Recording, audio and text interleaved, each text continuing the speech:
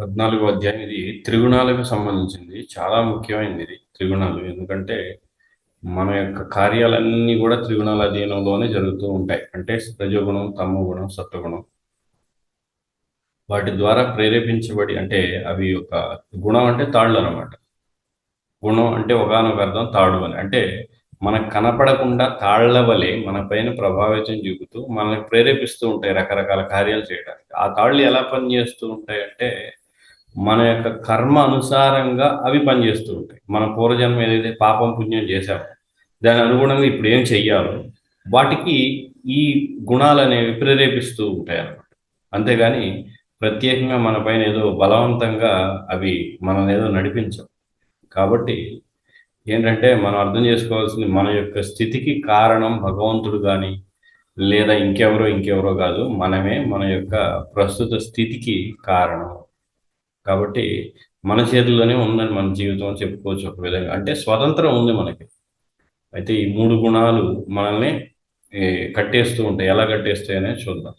6వ శ్లోకం. తత్ర సత్వం నిర్మలత్వాత్ ప్రకాశకమనామయం సుఖ సంగేన బధ్నాతి జ్ఞాన సంగేన చానఘ. ఓ పాపరహితుడా, సత్వగుణము మిగిలిన రెండు గుణముల కంటేను పవిత్రమైనదగుటచే ప్రకాశమానమై మానవుని సర్వ పాప ఫలముల నుండి విముక్తిని చేయును. ఆ గుణమునందున్న వారు సౌఖ్యము చేతను జ్ఞానము చేతను బద్ధులగుదురు. అంటే ఇక్కడ ఇది సత్వగుణం గురించి చెప్తున్నారు. సత్వగుణంలో మనం వర్ణాశ్రమ విధానంలో చూసినట్లయితే సత్వగుణంలో ఉండేవాళ్ళు ఎవరంటే బ్రాహ్మణులు. బ్రాహ్మణులు కూడా ఎప్పుడు ఎప్పుడు ఒక రకమైన సంతుష్టితో ఉంటారు, వాళ్ళకి ఏ స్థితిలో ఉన్నా. ఎందుకంటే వాళ్ళు సత్వగుణంతో బందీ అయి ఉన్నారు కాబట్టి.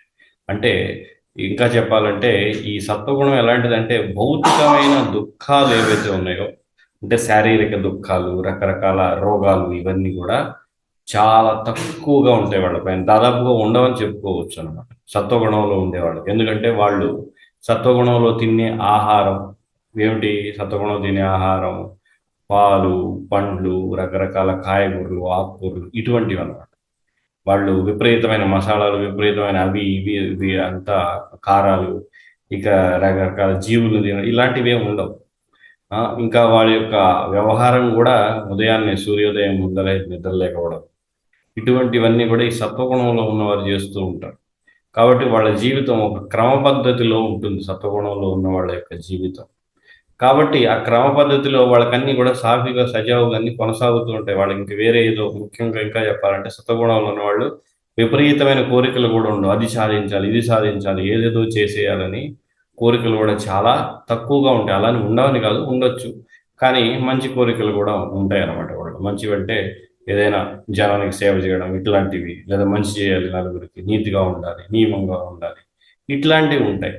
ఇక అందులోనే ఉండి ఇంకా ఆధ్యాత్మిక జ్ఞానం ఇవన్నీ పెంపొందించుకుంటే చక్కగా భక్తి చేయడానికి అనుకూలమైన, భక్తి చేయడానికి మాత్రం అంటే నిర్విరామంగా భక్తి చేయాలంటే సత్వగుణం తప్పనిసరి.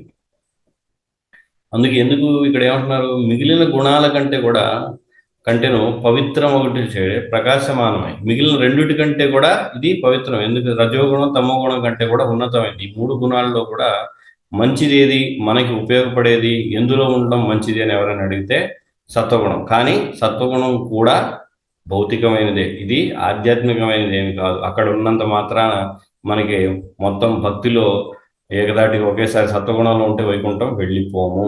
కాబట్టి బ్రాహ్మణులు కూడా వైకుంఠం వెంటనే వెళ్ళరు. ఆ స్థాయి నుండి బ్రాహ్మణుడు కూడా సాధన చేసి భగవంతుడి నిరంతరం ఆరాధన ఇవన్నీ చేసి, ముఖ్యంగా కలియుగంలో హరినామ సంకీర్తన ఇవన్నీ చేయడం ద్వారానే పాప ఫలముల నుండి, ఇంకా ఏమంటున్నాడు? మానవుని సర్వపాప ఫలముల నుండి విముక్తిని చేయును. ఎప్పుడైతే సత్వగుణంలోనే ఉంటే అప్పుడు మిగతా రెండు గుణాలు లేకుండా ఉంటే వాళ్ళు పాపం చేయరు. సత్వగుణంలో ఉన్నవాడు పాప కార్యాల్లో పాల్గొనడు. చేస్తే పుణ్యమైన చేస్తాడు తప్ప, అంటే భౌతికమైన పుణ్యం ఏదైతే ఇతరులకు దానం ఇవ్వడం, ఇట్లాంటివి వస్త్రాలు ఇవ్వడం, నలుగురికి సహాయపడడం, ఇట్లాంటివి చేస్తాడు. కానీ సత్వగుణంలో ఉన్నవాడు పాపకార్యాలు చేయడు. పాపకార్యాలు చేయడం, జీవులను చంపడం, హింసించడం, అబద్ధం ఆడడం ఇవన్నీ సత్వగుణం యొక్క లక్షణాలు కానే కావు. కాబట్టి ఆ గుణంలో ఉన్నవాళ్ళు సౌఖ్యం చేతను జ్ఞానం చేతను బద్ధులవుతారు. ఎందుకని? సత్వగుణంలో ఉన్నవాడి జ్ఞానం బాగా అర్థం అవుతుంది. ఆధ్యాత్మిక జ్ఞానం కానీ భౌతికమైనది కానీ అర్థం అవుతుంది కాబట్టి దాని చేత తనకు ఒక జ్ఞానం ఉందనే భావన, ఇంకా భౌతికంగా అన్ని సజావుగా సాగుతున్నాయనే ఒక సుఖం, దాని చేత బందీ అవుతాడు. కానీ భౌతిక సుఖమే అది, అదేమి సౌఖ్యం అనేది ఏదైతే ఉందో అది ఆత్మసుఖం కానే కాదు. ఎందుకని? క్రమబద్ధమైన జీవితం, సాత్వికమైన ఆహారం, సాత్వికమైన అలవాట్లు ఇవన్నీ ఉండడం వలన వాడు సుఖం చేత బందీ అవుతున్నాడు అనమాట, భౌతికమైన వాడి చేత. దానికి కూడా బందీ అవ్వకుండా తీవ్రంగా భక్తియుక్త సేవ అనేది చేసినప్పుడే, ఆధ్యాత్మిక సాధన చేసినప్పుడే ఆ సత్వగుణాన్ని కూడా దాటగలడు. కానీ సత్వగుణం అనేది మనకి ఉపదేశామృతంలో కూడా ప్రభుపాద రాస్తున్నారు ముందు మాటలు ఏంటంటే, ఎవరైతే ఆధ్యాత్మికంగా పురోగమించాలనుకుంటారో వాళ్ళు ఖచ్చితంగా సత్వగుణాన్ని పెంపొందించుకోవాలి. కాబట్టి ఈ గుణం చాలా ముఖ్యం. ఈ గుణంలో ఏంటంటే ఉదయాన్నే నిద్ర లేవడం అనేది కూడా చాలా ముఖ్యం, అది ఆరోగ్యానికి కూడా మంచిది. అందుకే చూడొచ్చు మనం, ప్రపంచంలో ఎవరైతే సూర్యోదయం ముందర నిద్ర లేవరో వాళ్ళకి రోగాలు ఖచ్చితంగా ఉంటాయి, అందులో సందేహమే లేదు. ఎందుకంటే సూర్యోదయం ముందర నిద్ర లేవట్లేదంటే వాడు ఆలస్యంగా నిద్రపోయాడు అంటే వాడి ఆహార అలవాట్లు గందరగోళంగా ఉన్నాయి, లేదా వాడు ఏదో ఉద్యోగం ఇట్లా చేస్తున్నాడు కాబట్టి ఆరోగ్యం పాడవుతుంది. ఇది చాలా సహజంగా చెప్పొచ్చు అనమాట. అందుకే ఈరోజు ఎవరు కూడా సూర్యోదయం ముందర నిద్ర లేచేవాళ్ళు చాలా తక్కువ. ఎందుకు లేస్తారు? లేవరు. ఒకవేళ 6, 6:30, ఎప్పుడైనా ఏదో వ్యాపారస్తులు ఎవరో అవసరం ఉంటే, పని ఉంటే వాళ్ళు మాత్రమే, కానీ మిగతా అందరూ కూడా నిద్రపోవడం. అంటే ఇది రజోగుణ తమో గుణ లక్షణాలు ఇవన్నీ కూడా. కాబట్టి ఈ సత్వగుణంలో ఉన్నవాడు సౌఖ్యం చేత జ్ఞానం చేత బద్ధుడై ఉంటాడట. అది సత్వగుణం యొక్క లక్షణం. ఇక 7వ శ్లోకం, రజో రాగాత్మకం విద్ధి తృష్ణ సంగే సముద్భవం తన్నిబధ్నాతి కౌంతేయ కర్మ సంగేన దేహినం. ఓ కౌంతేయ, రజోగుణము అపరిమితములైన కోరికలు మరియు ఆకాంక్షల వలన ఉద్భవించున్నది. దీని కారణమున జీవుడు కామ్యకర్మలచే బద్ధుడగును. ఇక రజోగుణంలో ఉన్నవాడు ఎటువంటిదంటే, వీడు అపరిమితమైన కోరికలు మరియు ఆకాంక్షల వలన ఉద్భవించున్నది. కోరికలు, ఆకాంక్షలు. కాబట్టి ఈ రజోగుణంలో ఉన్న వాళ్ళలో ఇవి కనపడతాయి. ఏమిటి? అపరిమితమైన కోరికలు. నేను పెద్ద కోటీశ్వరుని అవ్వాలి, బిల్ గేట్స్ కంటే నేను పెద్ద అవ్వాలి, లేదంటే దేశానికి ఒక పిఎం అవ్వాలి. ఇవి మామూలు కోరికలు కాదు. ఇంకా చెప్పాలంటే ఇంద్ర పదవి కూడా నాకు రావాలి, లేదా బ్రహ్మన్ అవుతాను. ఇటువంటి కోరికల, విపరీతమైన కోరికలు. ఇంకా కోరికలు కూడా ఎటువంటి పెద్ద పెద్ద కోరికలు మాత్రమే కాదు, అలాంటివి చాలా ఉంటాయి. ఒక ఇది అవ్వాలి, ఒక అది అవ్వాలి, నేను ఒక పెద్ద సంస్థ ఉండాలి, నాకు ఒక రాజ్యం ఉండాలి, నేను ఇది అవ్వాలి, నేను ఆ విధంగా ధనం సంపాదించాలి, రోజు కొన్ని లక్షల మందికి దానం చేస్తూ ఉండాలి, లేదా మంచి చక్కగా కొన్నిసార్లు పాపమైన కోరికలు కూడా, పాపం చేసే అవకాశం కూడా వీళ్ళకి ఉంటుంది అనమాట రజోగుణంలో. వీళ్ళ యొక్క ఆహారం, ఇంకా ఏంటి, కామ్యకర్మలు అనమాట. అంటే వీళ్ళు రజోగుణంలో ఉన్న వాళ్ళు ఎక్కువ శాతం శాస్త్రాన్ని కూడా అనుసరిస్తూనే ఉండే అవకాశం కూడా ఉంది. శాస్త్రాన్ని కొన్నిసార్లు వాళ్ళు కూడా వదిలేయచ్చు. ఉదాహరణకి రజోగుణంలో ఉన్నవాడు మాంసం కూడా తినే అవకాశం ఉంది, అప్పుడు అది శాస్త్రానికి విరుద్ధంగా ఇష్టం వచ్చినట్టు తినడం, ఇట్లాంటివి చేస్తూ ఉంటారు. కానీ విపరీతమైన కోరికలు, కామ్యకర్మల చేత బద్ధుడవడం. అంటే ఏదైనా పని చేస్తే, రజోగుణంలో ప్రధానం ఏంటంటే, నేను ఏదైనా పని చేస్తే దానికి ఫలితం రావాలి, దాన్ని నేను అనుభవించాలి. ఎప్పుడైతే చేసిన ఫలితం రాదో వాడు విపరీతంగా దుఃఖానికి గురవుతూ ఉంటాడు. ఈ రజోగుణంలో ఉన్నవాడు కార్యాలు చేయడం ఆపడం. ఎప్పుడు కూడా ప్రధానంగా వీళ్ళు ఏంటంటే, ఎప్పుడు ఏదో ఒకటి చేస్తూ ఉండడం వీళ్ళ యొక్క సహజమైన గుణం. అంటే తమో గుణంలో ఉన్నవాడైతే నిద్రపోతాడు, కానీ ఈ రజోగుణంలో ఉన్నవాడు ఏంటంటే ఎప్పుడు ఏదో ఒకటి చేస్తూ ఉంటాడు. అది మొదట్లో అతనికి సుఖంగా ఉన్నట్టు ఉంటుంది రజోగుణంలో, కానీ అది చివరికి ఏంటంటే విషంగా పరిణమిస్తుంది రజోగుణం చివరిలో. ఈ రజోగుణంలోనే ఈ స్త్రీ పురుషుల మధ్య ఆకర్షణ, ఈ మైథునం, ఇవన్నీ కూడా రజోగుణం ద్వారా ప్రేరేపితమైన కార్యాలు ఇవన్నీ కూడా. అది మొదట్లో సుఖంగా ఇవన్నీ అనిపిస్తుంది, రాను రాను రాను రాను అది తీవ్రమైన దుఃఖాలకి, అన్నిటికీ కూడా కారణమవుతుంది. రజోగుణంలో ఉన్న వాళ్ళు రకరకాల మసాలాలు ఇవన్నీ కూడా, విపరీతమైన కారం, ఉప్పులు తింటూ ఉంటారు. అదేమవుతుంది, చివరికి రోగాలకి దారితీసి వాడి శరీరం పనిచేయక దుఃఖానికి గురవుతూ ఉంటాడు. మొదట్లో బాగానే ఉన్నట్టుంటుంది. కాబట్టి ఈ రజోగుణంలో వాళ్ళు ఎప్పుడు కూడా ఏదో ఒకటి చెయ్యాలి, ఏదో ఒకటి చెయ్యాలి, ఏదో ఒకటి చెయ్యాలి. ఈ ఆకర్షణ ఏదైతే ఉందో, స్త్రీ పురుషుల మధ్య ఆకర్షణ కూడా ఈ రజోగుణమే. ఇంకా చెప్పాలంటే ఈ ఆకర్షణే ఏదైతే స్త్రీ పురుషుల మధ్య ఉన్న ఆకర్షణ, ఈ సంసారం అంతా మన చుట్టూ కనపడుతున్నట్టు దానికి కారణం ఇదే, మూలం అది. ఆకర్షణ లేకపోతే సృష్టి ఇవన్నీ కూడా జరగవు కదా. కాబట్టి అది మూలం. అది ఎందుకని అలా ఆకర్షణ? అందులో ఏదో సుఖం ఉందని అంటే నిజానికి ఉందా సుఖం అంటే అది భ్రమిత సుఖం, శారీరక సుఖం మాత్రమే కానీ ఆత్మకి ఏమీ సంబంధమే లేదు. అందుకే ఇవన్నీ కూడా కృష్ణుడు మరొక చోట చెప్తాడు. ఈ జీవుడు ఏమనుకుంటాడంటే నిజానికి ఈ యొక్క గుణాల ద్వారానే కార్యాలన్నీ జరుగుతున్నా బద్ధ జీవులు మనం ఏమనుకుంటాం, నేను చేశాను, నేను పొందుతున్నాను, నేను సుఖంగా ఉన్నాను అనే భ్రమలో ఉంటాడు. కాబట్టి ఈ విధంగా సంసారం, ఇళ్ళు ఇవన్నీ కూడా రజోగుణం ద్వారా సంతానం, భార్య, నా దేశం, లేదా దేశానికి సేవ, దేశ సేవ, నా దేశం, నేను గొప్ప, ఇవన్నీ ఎవరైతే ఒక విర్రవేగడం, ఇవన్నీ కూడా రజోగుణం లక్షణాలు. నా దేశం గొప్పది, నా కులం గొప్పది, నా జాతి గొప్పది, నేను గొప్ప, ఈ అహంకారం ఏదైతే ఉందో గొప్పలు చెప్పుకోవడం కూడా ఈ రజోగుణం లక్షణం. అంతేకాకుండా సత్వగుణంలో ఉన్న వాళ్ళు ఏంటంటే ఇంకా సత్వగుణంలో బాగా ఉన్నత స్థాయిలో ఉన్న వాళ్ళు ఎటువంటి కీర్తి ప్రతిష్టలను కూడా ఆశించరు. ఎందుకంటే వాళ్ళకున్న జ్ఞానం, వాళ్ళ క్రమబద్ధమైన జీవితం, ఆ సాత్వికమైన అలవాట్లలో ఒక రకమైన సుఖంగా ఆ జీవితాన్ని అలా గడుపుతూ ఉంటారు. కానీ ప్రమాదం ఉంది. ఎందుకనంటే మరొక తర్వాత చెప్తాడు కృష్ణుడు, ఎందుకంటే ఈ గుణాలు కూడా ఒకదానికొకటి పోటీ పడుతూ ఉంటాయి అన్నమాట. కాబట్టి ఈ రజోగుణంలో ఉన్న వాళ్ళు ఏంటంటే ఎప్పుడు కూడా విపరీతంగా కోరికలతోటి, ఎప్పుడు కూడా ఏదో ఒకటి చెయ్యాలి తపనతోటి, ఎప్పుడు ఏదో ఒకటి చేస్తూ ఉంటారు. ఊరికే కూర్చోవడం అనేది, ప్రశాంతంగా ఉండడం అనేది కనిపించదు రజోగుణంలో. రజోగుణంలో ఉన్న వాడికి ప్రశాంతం అనేది ఎప్పుడు ఏదో ఒకటి చెయ్యాలి, చేసి సుఖాన్ని పొందాలి, ఏదో సాధించాలి, ఏదో అవ్వాలి, నేను ఇది అవ్వాలి, అది అవ్వాలి, ఈ విధమైన లక్షణాలే ఈ రజోగుణంలో కనపడుతూ ఉంటాయి. ఇక 8వ శ్లోకం. తమస్త్వజ్ఞానజం విద్ధి మోహనం సర్వదేహినాం ప్రమాదాలస్య నిద్రాభి తన్నిబధ్నాతి భారత. ఓ భరతవంశీయుడా, అజ్ఞానం వలన పుట్టిన తమోగుణము బద్ధజీవులందరికీ మోహ కారణమని ఎరుంగు. బద్ధజీవుని బంధించినటువంటి బుద్ధిహీనత, సోమరితనము, నిద్ర అనునవి ఈ తమోగుణపు ఫలములై ఉన్నవి. ఈ తమోగుణంలో ఉన్న వాళ్ళలో ప్రధానంగా ఇవి మాత్రం ఖచ్చితంగా బుద్ధిహీనత, బుద్ధి పనిచేయదు, చిన్న విషయాలను కూడా వాళ్ళు అర్థం చేసుకోలేరు. సోమరితనం, ఎప్పుడు ఏ చేయమన్నా కూడా చేస్తానులే అంటారు, కూర్చుంటారు. 4 రోజులు కాదు, 10 రోజులు, 20 రోజులు, అది చిన్న పనే, 5 నిమిషాల పని చేయరు. అది అంత సోమరితనం. ఇక నిద్ర, వీళ్ళు రోజుకి తమోగుణం ఉన్నవాళ్ళు రోజుకి 10 గంటలు 12 గంటలు నిద్రపోయినా సరిపోదు వాళ్ళకి, ఇంకా ఎంత సమయం వస్తే నిద్రపోతుంటారు. ఈ గుణాలు ప్రధానంగా కనపడుతూ ఉంటాయి అన్నమాట. ఇక ఈ తమోగుణంలో ఉన్నవాడు ఆహారం విషయంలో ఏది పెట్టినా తినేస్తుంటాడు.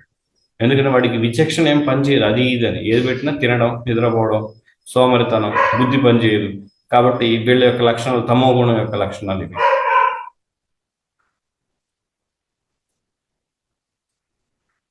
అది ఈ తమోగుణంలో ఎవరున్నారు అంటే దాదాపుగా అంతా కూడా తమోగుణం. ఎప్పుడైతే ముఖ్యంగా ఆధ్యాత్మిక జ్ఞానం కానీ, బుద్ధి కానీ, తెలివితేటలు కానీ ఈ తమోగుణంలో ఉన్న వాళ్ళకి ఎవరికి ఇవి ఏవి పనిచేయవు. కేవలం శరీరం మాత్రం పనిచేస్తుంది. అది కూడా ఈ ఆహార, నిద్ర, భయమైథునాల కోసమే పనిచేస్తుంది. అంటే మరి ఈ మనం ముందర చూసాం ఏంటి, రజోగుణంలో ఉన్న వాళ్ళ మధ్య స్త్రీ పురుషుల ఆకర్షణ, మరి ఈ తమో గుణంలో ఉండదా అంటే అది కూడా ఉంటుంది. కానీ అది కూడా ఎలాంటిది, తామసికంగానే ఉంటుంది. ఆకర్షణ కూడా స్త్రీ పురుషుల మధ్య ఆకర్షణ, ఏదో సుఖాన్ని పొందుతాడు, అది చేస్తుంటాడు అన్ని. అంటే ఇక బుద్ధి అనేది పని చేయకుండా కేవలం శారీరక సుఖం కోసం నిద్రించడం, తినడం. వీళ్ళు తినడంలో మాత్రం ఏది ఇచ్చినా, ఎప్పుడు ఇచ్చినా తినడానికి సిద్ధంగా ఉంటారు. ఎలా అంటే ఇక దాదాపు ఇక బుద్ధి లేని ఈ జంతువులు తో సమానం అన్నవాడు దాదాపు తమో గుణంలో ఉన్నవాడు.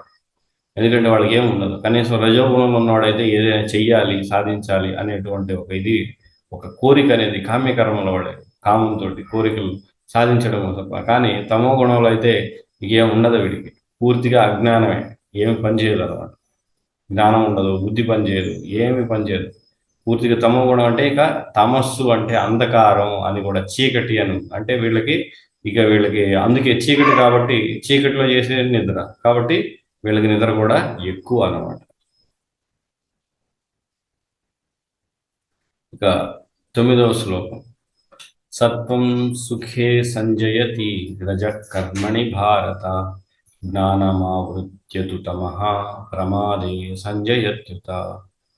ఓ భరత వంశస్థుడా, సత్వగుణము మానవుని సుఖమునందు బంధించును, రజోగుణము అతనిని కామ్యకర్మనందు బంధించును, తమో గుణము జ్ఞానమును ఆవరించి బుద్ధిహీనత యందు అతన్ని బంధించును. కాబట్టి ఈ మూడు గుణాల్లో ఎవరెవరు దేని ద్వారా బంధితులు అవుతారో చెప్తున్నారు. సత్వగుణంలో మనం మొదట్లో చెప్పుకున్నట్టే సుఖము ఏంటి, భౌతిక శారీరకంగా శారీరక సుఖం అంటే శరీరం అనేది, మనస్సు అనేది అతన్ని అంతగా కలతకి గురి చెయ్యదు, జీవితం నడుస్తూ ఉంటుంది ప్రశాంతంగా.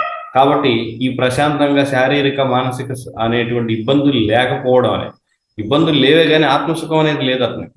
కాబట్టి ఈ శారీరక మానసిక ఇబ్బందులు లేకుండా ఉండేటువంటి జీవితం ఏదైతే సుఖంగా సాగేది ఉందో అది సత్వగుణంలో ఉన్నవాడిని బంధించి, వాడు కూడా నేను బాగున్నాను, అంతా బాగానే ఉంది అనుకుంటాడు. అంటే ఆత్మజ్ఞానం లేదు, భగవంతుడి జ్ఞానం ఇవన్నీ ఉండకపోవచ్చు. అందుకే బ్రాహ్మణులు అంటే బ్రహ్మజ్ఞానం ఉన్నవాళ్ళు. బ్రహ్మజ్ఞానం అంటే నేను శరీరం కాదు ఆత్మ అని కనీస జ్ఞానం. అది వాళ్ళకి, అందుకే సత్వగుణంలో ఉన్నవాళ్ళు ఆ జ్ఞానం ఉంటుంది. ఆ జ్ఞానం ఉండడంతో నేను జ్ఞానం ఉంది అనుకుంటాడు. కానీ దాని సాక్షాత్కారం పొందడం అనేది సాధనతోనే జరుగుతుంది. అది ఉంటే సరిపోదు. తర్వాత రజోగుణము అతనిని కామ్యకర్మం నందు అంటే కామంతో మరియు శాస్త్రంలో ఇచ్చినటువంటి విధి విధానాల ద్వారా రకరకాల కార్యాలు చేసి, అంటే ఈ వ్రతాలు చేయడం, పుత్రకామేష్టి యాగం, ఇవన్నీ కామ్యకర్మలే. అంటే వ్రతాలు చేసి సంతానం పొందడం, వ్రతం చేసి ధనం పొందడం, లేదంటే శాస్త్రంలో ఉన్న విధి విధానాలను అనుసరించి కోరికలను తీర్చుకోవడానికి, ఇదంతా కూడా రజోగుణం యొక్క లక్షణం. రజోగుణంలో ఉన్నవాళ్ళు కామ్యకర్మల ద్వారా బందీ అవుతారు. మరి తమో గుణంలో ఉన్నవాళ్ళు బుద్ధిహీనత అంటే బుద్ధి నిద్రపోతూ ఉంటుంది, బుద్ధి అనేది పని చేయదు.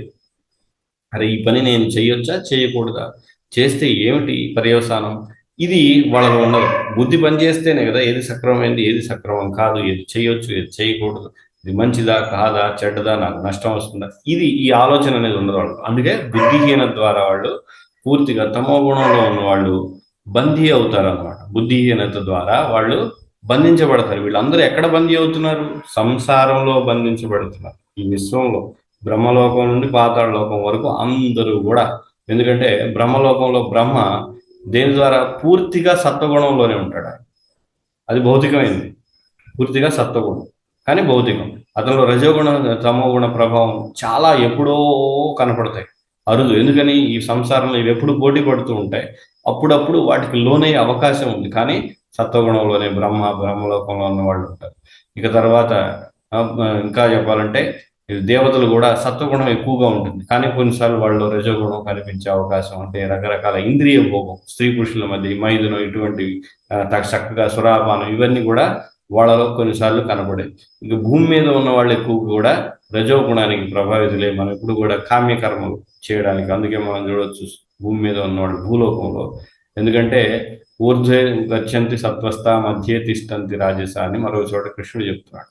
అదో గచ్చంతి తామస, తమో గుణంలో ఉన్నవాళ్ళు అధో లోకాలకి, ఊర్ధ్వ లోకాలు సత్వగుణంలో, మధ్య లోకంలో భూమండలంలో ఎవరైతే ఉంటారో వీళ్ళు రజోగుణానికి ప్రభావితమై ఉంటారు అని అతను ఇక్కడ కృష్ణుడు చెప్తూ ఉన్నాడు అనమాట.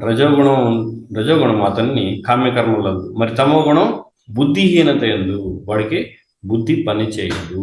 తమో గుణంలో ఉన్నవాడికి బుద్ధిహీనత ద్వారా సంసారంలో వాళ్ళందరూ కూడా బందీ అయ్యే ఉన్నారు. సత్వగుణంలో ఉన్నవాడు అందరూ బందీ అయి ఉన్నారు.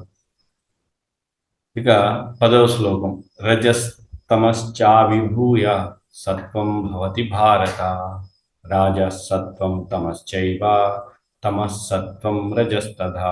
ఓ భరతవంశస్థుడా, కొన్ని మార్లు రజస్తమో గుణములను జయించి సత్వగుణము ప్రబలమగుచుండు, మరికొన్ని మార్లు రజోగుణము సత్వతమో గుణములను జయించుండు, మరికొన్ని మార్లు తమో గుణము సత్వరజో గుణములను జయించుండు. ఈ విధముగా గుణముల నడుమ ఆధిపత్యము కొరకు సదా పోటీ జరుగు. ఈ గుణాలు ఎప్పుడు కూడా పోటీ పడుతూ ఉంటాయి ప్రభావితం చేయడానికి సంసారంలోని వ్యక్తులు. కాబట్టి ఆ పోటీ జరుగుతున్నప్పుడు మనం వాడికి గురైనప్పుడు ఏమవుతుందంటే, సంసారంలో అన్నీ కూడా ఆవరించి ఉన్నాయి త్రిగుణాలు.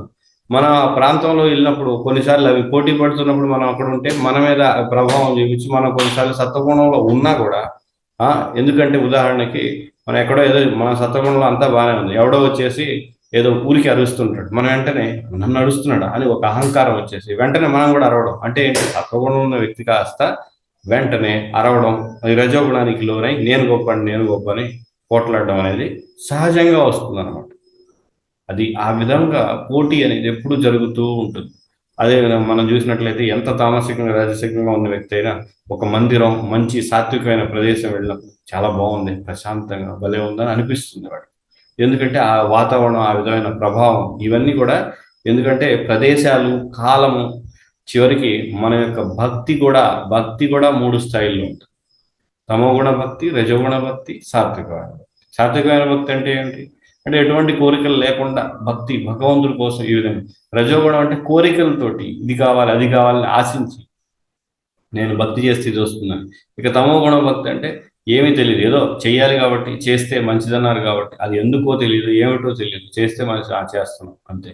దాని ఫలితం ఏంటో, అది ఎందుకు చేయాలో అసలు ఏమిటో ఏమీ తెలియదు అనమాట. అది తమో గుణంలో చేసే భక్తి.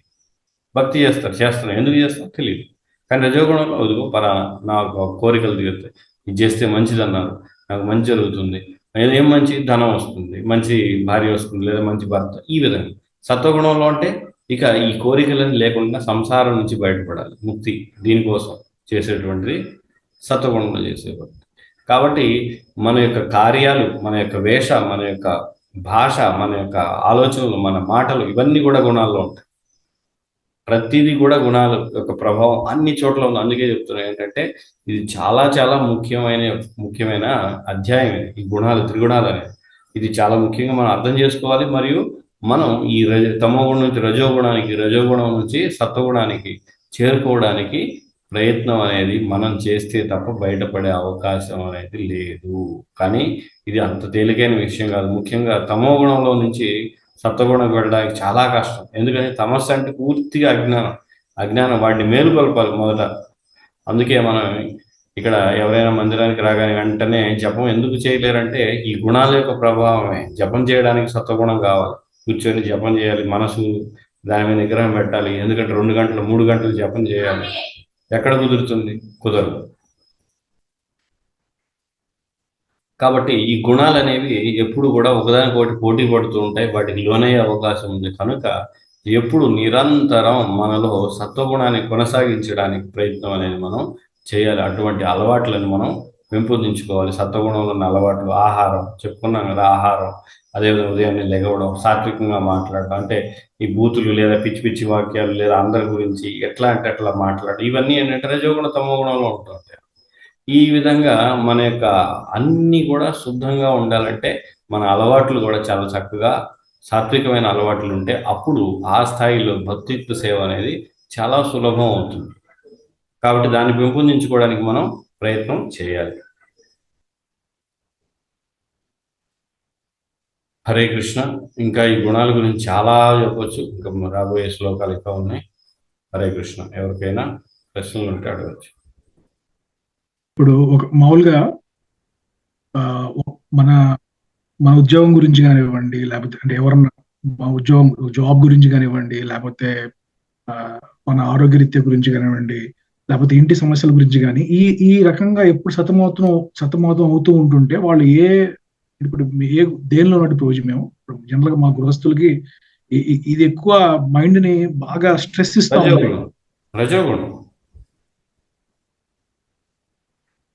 మరి మనం అంటే మనకు తెలుస్తూ ఉంటది, అంటే ఇప్పుడు ఓకే ఈ కొంతకాలానికి మెరుగుపడతాం, అంటే ఇప్పుడు జాబ్ స్ట్రెస్ అనండి, లేకపోతే జాబ్ ఆపర్చునిటీస్ అనండి, మనకు తెలుస్తూ ఉంటది ఓకే మనకు కొంతకాలం వరకు ఇది తర్వాత బాగానే ఉంటదని.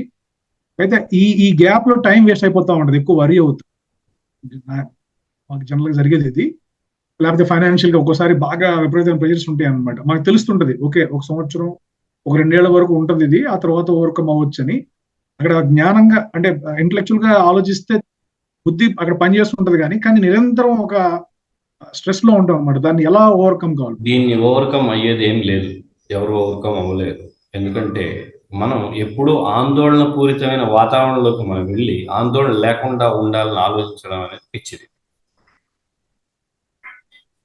ఎందుకు ఇది అంటున్నానంటే ఇప్పుడున్న వాతావరణం, అంటే మీరు మాట్లాడుతున్నారు కాబట్టి మీ పరిస్థితి గురించి, ఉదాహరణకి మీరు అందరూ సాఫ్ట్వేర్ లేదా ఇంకేదో జాబ్ ఈ ఫారిన్ లేదంటే ఇదంతా ఏంటంటే ఒక ఆఫీసు ఈ విధంగా ఇవన్నీ ఏంటంటే ఎప్పుడు కూడా ప్రస్తుతం ఉన్న ఆర్థిక వ్యవస్థ వీటిపై ఆధారపడి ఎప్పుడు కూడా అవి మారుతూ ఉంటాయి, ఒకదానిపై ఒకటి పోటీ పడుతూ ఒకళ్ళపై ఒకటి పోటీ పడుతూ ఆ వాతావరణంలో ఉండి నేను ఏ విధంగా ప్రశాంతంగా ఉండగలను, జరగదు అది అసంభవం. అది కేవలం పిచ్చి ఆలోచన మాత్రమే. అలాగనే ఉండి నేను ప్రశాంతంగా ఉండాలనుకోవడం కుదరదు. ఆ ప్రశాంతత కావాలంటే ఆ వాతావరణాన్ని వదిలి మనం సాత్వికమైన ఏదైతే భగవంతుడు ఇచ్చినటువంటి నియమ నిబంధనలను పాటిస్తూ మనం భక్తిత్వ సేవ ఇవన్నీ ప్రశాంతంగా చేసుకోవడానికి ముఖ్యంగా వీటన్నిటికీ పరిష్కారమే. అందుకే ప్రభుపాద మనకి ఈ ఉద్యమంలో అన్నీ ఇచ్చారు. ఏంటంటే మనకి చివరిగా చేయవలసిన ఏంటి, నగరాల్లో ప్రచారం చేస్తున్నాం, హరినామం చేస్తున్నాం, జనాల్లో ఒక మందిరాలని ఏర్పాటు ఇవన్నీ కూడా జరిగాయి, ఇంకా భక్తులు దీక్షలు ఇవన్నీ కూడా జరుగుతున్నాయి. కానీ ఇంకోటి విషయం చివరిగా జరగాల్సింది ఏంటంటే ఈ వర్ణాశ్రమం అంటే వ్యవసాయ క్షేత్రాల్లో ఉండి భక్తులు వాళ్ళ యొక్క కావాల్సిన పండించుకుంటూ ఎక్కువ సమయాన్ని ఆ విధంగా ఉంటూ వాళ్ళు భక్తియుక్త సేవ చేయడానికి అవకాశం అనేది అక్కడ మాత్రమే లభిస్తుంది. కానీ ఈ కాంక్రీట్ జంగల్ అంటే సిమెంట్ బిల్డింగ్లు వీటి మధ్య కూర్చొని నేను ప్రశాంతంగా ఉండాలంటే అసలు ఆ వాతావరణమే పూర్తిగా రజోగుణం తమో గుణం తప్ప సత్వగుణం అనేది లేదు అసలు అక్కడ. అక్కడుండి మనం ఇంకా సత్వగుణాన్ని తెచ్చుకోవడం అంటే అది కేవలం భ్రమ మాత్రం. ధన్యవాదాలు ప్రభుజీ. అంటే మీరు అన్నారు 2 ఏళ్ల తర్వాత, అసలు జరగదు అది. 2 ఏళ్ల తర్వాత ఇంకొకటి వస్తుంది. అక్కడ ఉన్నంత కాలం అది అనుభవించాల్సిందే రజోగుణం. ఎందుకంటే ఎప్పుడు ఒక రకమైన రజోగుణం కూడా ఇంకొక లక్షణం, ఒక ఆందోళన అనేది కూడా ఒక లక్షణం. తమ గుణానికి ఉండదు ఆందోళన, నిద్రపోతూ ఉంటాడు, వాడికి ఏం జరిగిందో తెలియదు. తమో గుణంలో ఉన్నవాడికి ఇంకా అది ఏమీ ఉండదు అన్నమాట, ఎప్పుడు నిద్రపోవడం. అఫ్కోర్స్ తమో గుణంలో ఉన్నవాడికి ఆందోళన ఉంటుంది, చాలా భయం ఎక్కువ. అంటే ఆందోళన కాస్త భయంగా మారిపోతుంది తమో గుణం. ఇంకా ఎప్పుడు భయం వాడి, చిన్నదానికి కూడా భయపడుతూ ఉంటాడు, ఎందుకంటే బుద్ధి ఏమాత్రం పనిచేయదు కాబట్టి. ప్రభు, అంటే ఇప్పుడు తమో గుణంలో రజోగుణంలో బుద్ధి పనిచేయదా ప్రభు? అంటే సత్వగుణంలోనే పనిచేస్తుందా? అంటే బుద్ధిహీనత అనేది తమో గుణంలో ఉంది, బుద్ధిహీనత అనేది పూర్తిగా రజోగుణంలో లేదు. బుద్ధి అక్కడ కూడా పనిచేస్తుంది, కానీ సత్వగుణంలో చాలా బాగా చక్కగా పనిచేస్తుంది. రజోగుణంలో కూడా బుద్ధి పనిచేస్తుంది, కానీ ఆ బుద్ధి కేవలం భౌతికమైన ఇంద్రియ భోగం కోసం పనిచేస్తుంది, కామ్యకర్మల కోసం. నేను ఇది చేస్తాను అది సాధిస్తాను, ఇది చేస్తాను అది సాధిస్తాను, వాటి గురించే పనిచేస్తుంది. అంతేగాని ఆధ్యాత్మిక జ్ఞానం, అసలు ఎందుకు పుట్టాము, ఈ విధమైన జిజ్ఞాస ఇటువంటి వాటి కోసం పనిచేయదు రజోగుణం. ఎప్పుడు కూడా రజోగుణం అంటే దేహం, నేను, నాది, ఈ విధమైన ధోరణి ఉంటుంది. కానీ ఇది చాలా ముఖ్యమైన విషయం అనమాట. ఇది త్రిగుణాలు అనేవి ఎప్పుడు మనం అందులోనే ఉన్నాం అనేది మనకు అర్థం కావాలి. ముఖ్యంగా మనం అందరం ఎందులో ఎక్కువ ఉన్నాం అంటే రజోగుణం, తమో గుణం. సత్వగుణం దాదాపుగా లేదు. ఖచ్చితంగా ఏం చెప్పొచ్చు అంటే ఎవరైతే ఈ ఉగ్ర కర్మలు ఎవరైతే సిటీలు ఇవన్నీ వాళ్ళకి ఇంకా రజోగుణం తమో గుణం తప్ప సత్వగుణం లేదని ఖచ్చితంగా రాసి పెట్టేసుకోవచ్చు ఆ ఉద్యోగంలో వాళ్ళు ఉన్నంతకాలం. ఎందుకంటే ఆ పనులే అటువంటివి. ఇంకా వాళ్ళు ఎలా ఉద్ధరించబడతారంటే కేవలం వానప్రస్థం లేదంటే ఈ వర్ణాశ్రమం ఇందులోకి వెళ్ళి బతకడం తప్ప వేరే మార్గం అయితే లేదు. చాలా మంది చెప్తుంటారు, ప్రచారం చేస్తున్నారు, కానీ వాళ్ళు ఏంటంటే మీరు ఎక్కడ ఉంటే అక్కడే ఉండండి, ఆ మందిరానికి కొంత డొనేషన్ ఇస్తూ మీరు గడపండి, మీరు ఇలా కూడా భక్తి చేయొచ్చు అని చెప్తారు. కానీ అది పూర్తి స్థాయిలో శుద్ధ భక్తుల్ని మాత్రం చెయ్యదు, ఇది ఖచ్చితం అంతే. కాబట్టి ఈరోజు ఒక సత్యం, దీని ద్వారా ఈ గుణాల ద్వారా ఒక సత్యం తెలిసింది ఏంటంటే ఈ ఉద్యోగాలు ఇవన్నీ కూడా రజోగుణ తమో గుణానికి సంబంధించినవి, సత్వగుణం లేదు. కాబట్టి అక్కడ చేసే భక్తి ఏదైతే ఉందో వాళ్ళు చాలా కష్టపడి భక్తి చేయాలి, 16 మాలు చేయాలన్నా అంతే. ఇది అందరికి కూడా అనుభవపూర్వకంగానే ఉంది, ఇది అందరూ అనుభవమే. మనం ఎవరైతే సాఫ్ట్వేర్ కానీ ఉద్యోగాలు చేసేవాళ్ళు 16 మాలు ఎప్పుడవుతాయా అన్నట్టుగానే చేస్తారు. చాలా కష్టం, ఎవరో ఒకళ్ళిద్దరు ఉంటారు అందులో కొంచెం సాత్వికమైన ఉద్యోగం, లేదా ఏదో రోజుకు 4-5 గంటలు అట్లా చేసి తక్కువ మంది. 99 మంది కూడా ఈ రజోగుణ తమో గుణమే. మరి కుటుంబ పోషణ కోసం ఉద్యోగం తప్పనిసరి అయిన పరిస్థితుల్లో చేసుకుంటూనే సత్వగుణంలో ఉండాలంటే ఎలా ప్రభుజీ? జరగదు జరగదు ఇంకా అంతే. అందుకే వానప్రస్థం లేదా వర్ణాశ్రమం ఏదో ఒకటి అంతే. నేను ఇప్పుడే చెప్పాను కదా, అక్కడే ఉండి సత్వగుణంలోకి రాలేము. మనం ఒక రజోగుణ వాతావరణంలో ఉండి సత్వగుణాన్ని సాధించడం అంటే ఎలా సాధ్యం అవుతుంది? మరి శరీర పోషణ ఎలా ప్రభుజీ? అందుకనే మీరు శరీర పోషణ ఇవన్నీ కావాలి కాబట్టి మనం చాలా మంది ఇరుక్కుపోయారు కాబట్టి ఇప్పటి నుంచే వానప్రస్థానికి సిద్ధం అవ్వండి. శరీర పోషణ అంటే డబ్బులుగా వానప్రస్థ త్వరగా తీసుకోవాలి. ఒక్కళ్ళు మిగతా మ్యూట్ లో ఉండాలి. అంటే వానప్రస్థ త్వరగా తీసుకుంటే మనకి భక్తి చేసుకోవడానికి సమయము. అంతేగాని నేను రజోగుణం వాతావరణంలో ఉంటాను, సత్వగుణం ఎలా వస్తుందంటే మీకోసం నేను శాస్త్రాన్ని మార్చలేను. శాస్త్రం చెప్తుంది వాతావరణం, మాటలు అన్నీ ఉండాలని, అన్నీ సత్వగుణం ఉండాలి. అందులో ఒకటి మాత్రమే హరే కృష్ణ ఒకటే సాత్వికమైన పనే. కానీ మిగతా అన్నీ మనం ఉన్న వాతావరణం, మనం చేసే పనులు, మన తినే ఆహారం అన్నీ రజోగుణం తమోగుణం. ఎలాగ వస్తుంది సత్వగుణం? మనం చేసే ఒక ప్రతి పనిలోనూ సత్వగుణం ఉండేటట్టు చూసుకోవాలి. తీసుకునే ఆహారం దగ్గర నుంచి చుట్టుపక్కల పరిస్థితులన్నీ ఆ విధంగా అవును. ఇప్పుడు మలుచుకోవాలి. చిన్న ఉదాహరణ చెప్తాను. ఇప్పుడు ఎవరైతే ఆయిల్ వాడుతున్నాం ప్రపంచం అంతా, ప్యాకెట్ ఆయిల్, అదంతా ఇండస్ట్రీ నుంచి వస్తుంది. అది ఒరిజినల్ కాదు, పూర్తిగా కల్తీ. అది అంతకు రాదు. 100 రూపాయలకి 150 రూపాయలకి శనగ నూనె రాదు. నిజానికి ఆయిల్ తీయాలంటే 3 కిలోల శనగ నూనె ఉంటే 1 కిలో నూనె వస్తుంది గానుగలో. అది అంతా కల్తీ. అదే తింటాం, అది వదలం. అక్కడి నుంచి ఇక గాలి దగ్గర నుంచి అన్ని కార్లు, పొల్యూషను, ఈ విధంగా రోగానికి గురవుతూ ఉంటాం. ఈ విధంగా చూస్తే మనం ఆహారం నుంచి మాటలు లేదా పరిసరాలు అన్నీ కూడా రజోగుణ తమో గుణానికే సంబంధించినవి తప్ప సత్వగుణం ఎక్కడ ఉంది? కాబట్టి రాదు. అంటే ఇంకా మీకోసం ఎవరైనా చెప్పాలంటే చెప్తారేమో కానీ నేను మాత్రం చెప్పలేను. ఎందుకంటే శాస్త్రం ఒప్పుకోవట్లేదు కాబట్టి నేను ఒప్పుకోను. ఆచార్యులు కూడా ఎవరు చెప్పలేదు అలా. నిరంతర శ్రీమద్ భగవద్గీత की जय, श्रील प्रभुपाद की जय. జయ